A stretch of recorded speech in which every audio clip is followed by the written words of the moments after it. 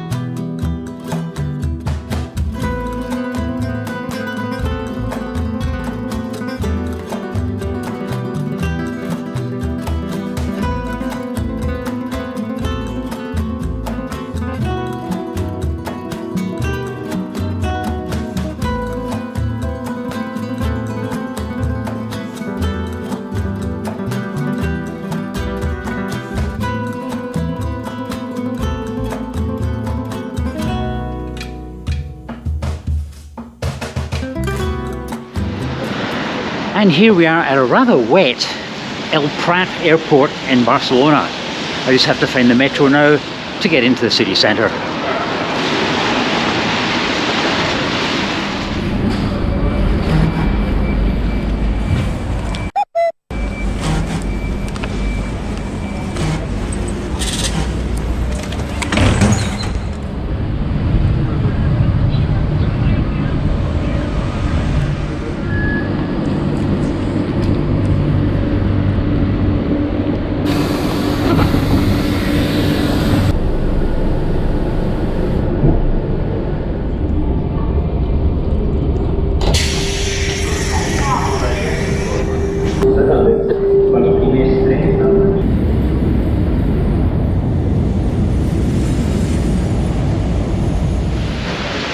And I made it into central Barcelona.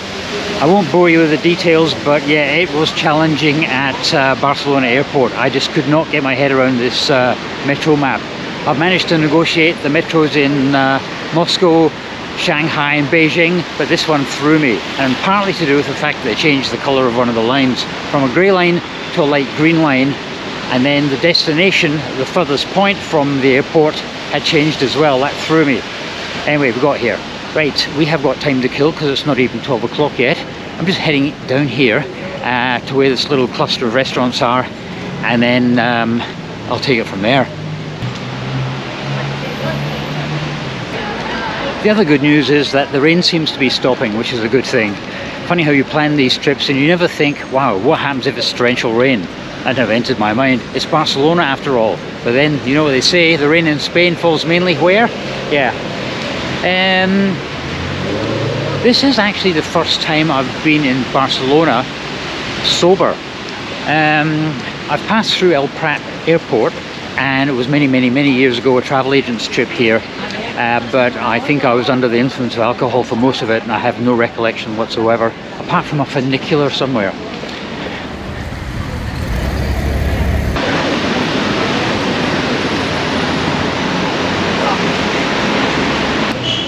I went past a pizza place back there. Boy, it smelled good. But then I realised I haven't eaten since 7 p.m. last night. It's now approaching 12 noon. That is what, 17 hours? Yeah, no wonder I'm hungry. But no, I have to save myself because I'm on a mission for paella.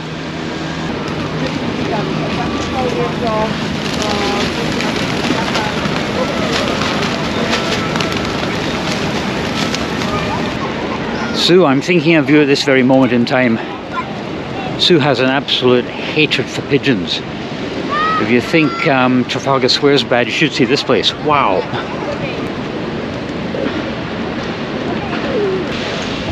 The one thing I really hate about hundreds of pigeons flying around you is the fact that it only takes one of them to poop on you. It's supposed to be good luck, but I don't want any luck today. Not that kind anyway. Right. Paella. That way.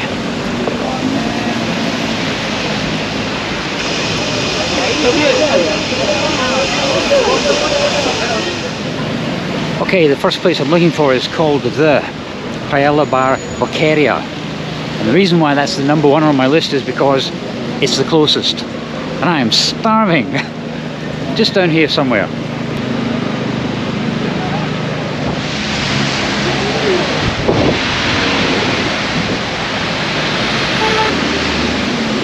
I can almost smell the paella.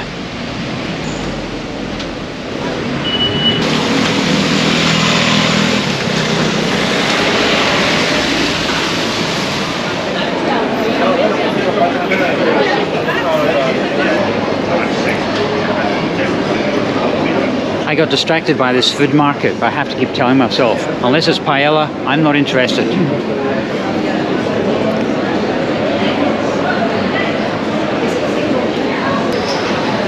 The place I'm looking for is actually around here somewhere. It's inside this big market.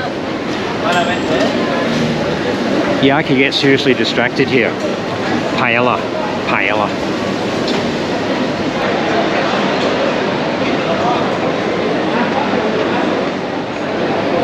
Boom, and just like that, there it is.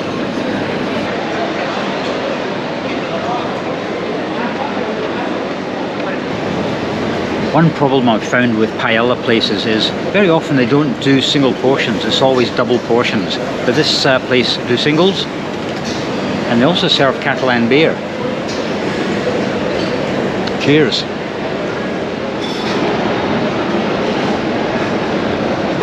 A day trip from Glasgow just for this. Good decision.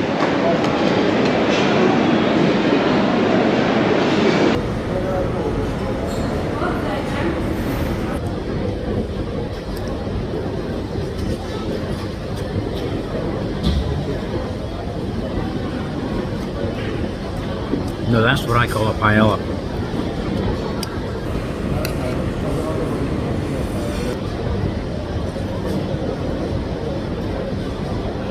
This is so good, it really is.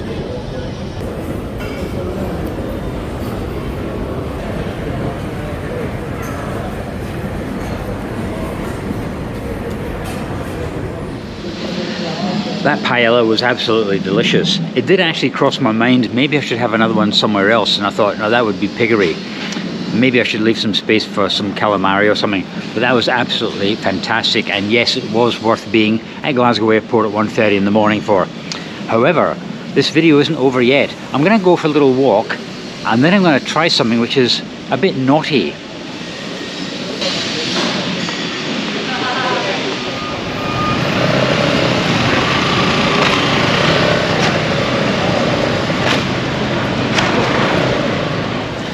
That's just a couple of police officers keeping an eye on me, like they always do when I'm traveling.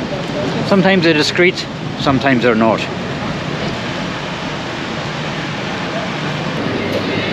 According to Google Maps, this area is called the Gothic Quarter, which sounds intriguing enough to go for a quick explore.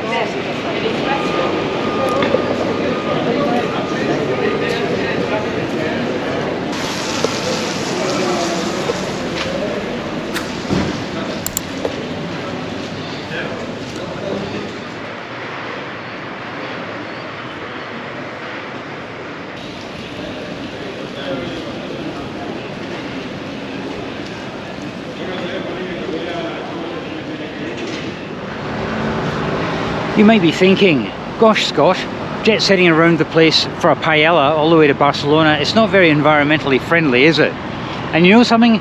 You'd be right. However, I pay carbon offset fees when I book airfares. In fact, personally I think they should be mandatory, a part of the airfare itself. That's what EasyJet used to do up until December last year. They had a mandatory carbon offset fee attached to the airfare. However, airfares went up at the end of last year. They decided to make it voluntary, but keep the fares where they were. And then, as a result, probably don't collect as much as they used to. Carbon offset fees were originally used to plant trees. That's what they were collected for. But now, what they do is they use that to help third world developing communities to wean off coal and wood and to use more environmentally friendly sources of energy, such as wind power and solar power. Someone once accused me on a comment of not actually doing much research when I do these videos. I beg to differ. For example, did you know your average charity spends something like 20 to 30% of what's collected just to run the charity itself? Charities don't run on thin air, so roughly a quarter of what you pay to a charity never actually makes it to the end result. Like I said, charities don't run on fresh air, so they need to get money from somewhere. However, I go one step further. Since I was in my high school days, I love biology and I love planting seeds. Whether it's apple seeds, whether it's acorns, you name it, I grow it. And I love seeing growth from seeds. And in fact, my place looks like a forest. I really need to get a larger place because I'm being pushed out by all these tropical plants and stuff. But if you ever travel around my town of Paisley, you may notice something strange. If you ever find a random apple tree or an oak tree growing somewhere where it shouldn't be, think of me. I have lost count as to the number of trees I've planted around Paisley, and I'll continue doing so. That is my bit to help the environment. So it may look as if this trip is not very environmentally friendly, but I'm trying to undo the damage, and I always try to do that as well. Right, let's go for a walk. I want to check something out.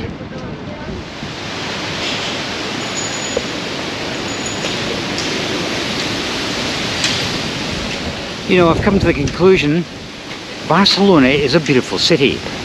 I'm going to have to come back here and explore it in depth. Because like I said, the only time I've really been here was either changing planes at El Prat airport or when I was under the influence of alcohol. So I need to come back and explore Barcelona. What a lovely place.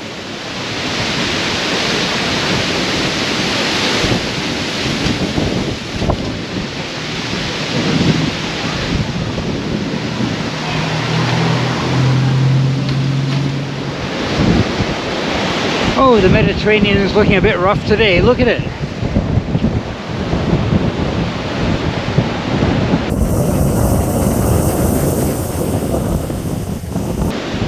We don't have any swimmers, but we've got a few surfers, that's for sure. That is looking pretty rough.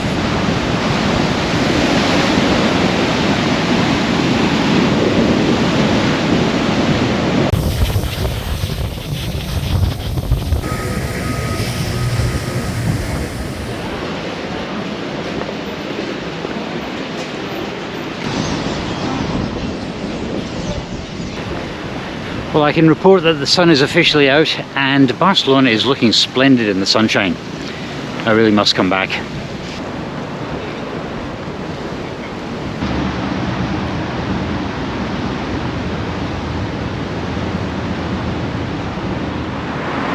I love these local squares, they're beautiful.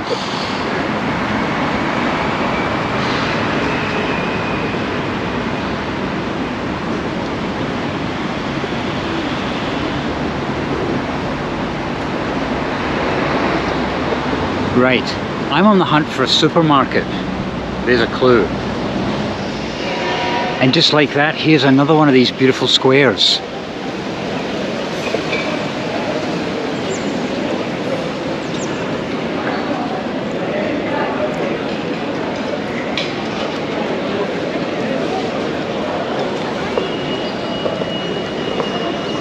These squares are lovely, but the clock is ticking and I have a supermarket to find. That way.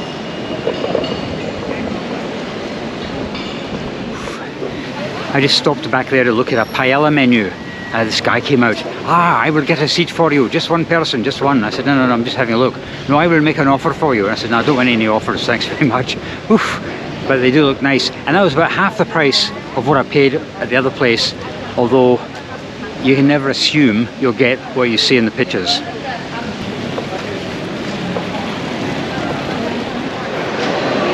Darn, I've stumbled across this market again. I'm having a better look this time, and they're selling empanadas, €3.50. They've got thousands of different types.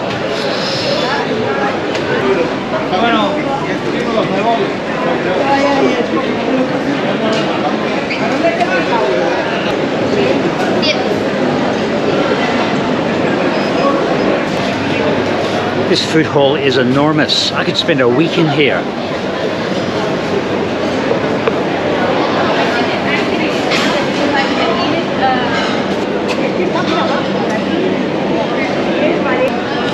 Right, enough of this drooling at the food here. I need to find a supermarket.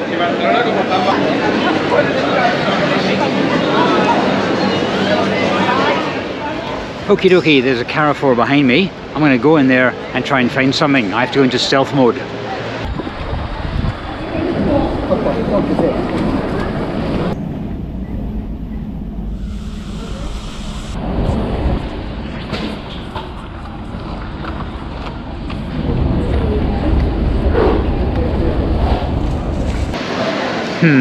That was an epic fail.